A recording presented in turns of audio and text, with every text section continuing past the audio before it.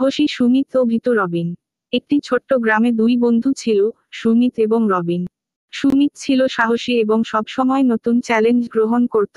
অন্যদিকে রবিন ছিল একটু ভীতু এবং অজানা বিষয়ে চিন্তা করতে পছন্দ করত না। দিন গ্রামে একটি পুরনো ভূতের কাহিনী ছড়িয়ে পড়ল। সবাই বলছিল যে গ্রামে একটি পুরনো বাড়িতে ভূত রয়েছে। সুমিত এই কথা শুনে নির্ধারিত করল যে সে সেই বাড়িতে গিয়ে দেখবে আসলেই ভূত আছে কিনা।